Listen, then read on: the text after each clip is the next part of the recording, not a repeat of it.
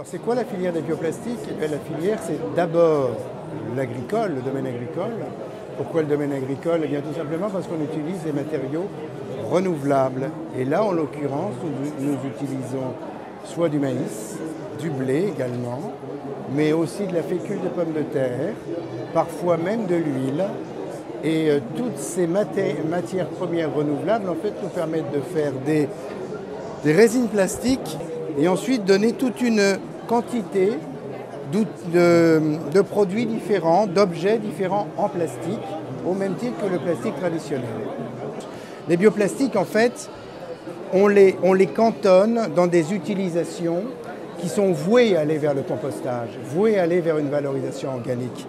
Parce que si vous n'allez pas vers la valorisation organique, il faut recycler le plastique et les bioplastiques n'ont pas d'intérêt. Donc vous voyez ici, on va revenir sur les plastiques qui sont là. Donc vous avez soit des sacs fruits et légumes, les épluchures se mettent dans les sacs et ensuite ça peut tout simplement finir dans un sac et dans un compost.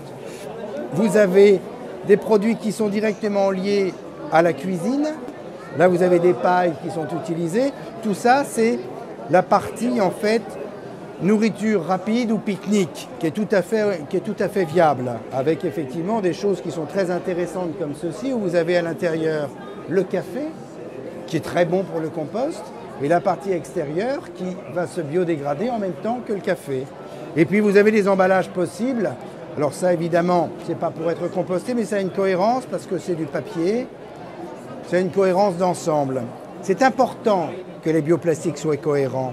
L'intérêt des bioplastiques, c'est que ça participe à la réduction des sacs à usage unique dans un premier temps, que deuxième temps, on puisse quand même avoir un substitut à ce qui est d'origine pétrolière, sans totalement se priver complètement de ce qui est quand même utile, et troisièmement, qu'il puisse se valoriser dans le compostage. Il faut que ce soit biodégradable, non toxique, parfaitement assimilable par le sol et dans des temps suffisamment rapides pour que la biodégradation ait un intérêt. Parce qu'évidemment, si c'était biodégradable en 20 ou 50 ans, ça n'aurait pas grand intérêt.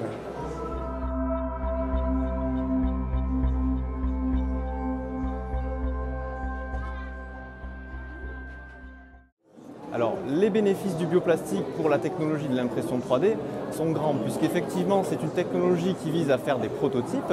Ces prototypes vont servir à vérifier donc, des hypothèses, des dimensionnements. Une fois que l'on a vérifié ces choses-là, normalement, on jette le prototype. Ici, grâce au bioplastique, on pourra le composter ou donc bien le jeter tout simplement et il va se biodégrader. Nous avons effectivement donc développé une imprimante 3D qui est capable d'utiliser le bioplastique, mais ce n'est pas la seule. Alors, toutes les imprimantes 3D ne pourront pas l'imprimer.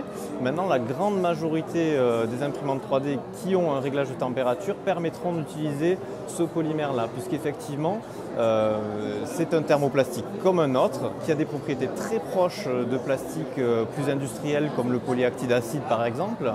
Et donc effectivement, il a un point de fusion. À partir du moment où on est capable de régler la machine sur ce point de fusion, on pourra l'utiliser.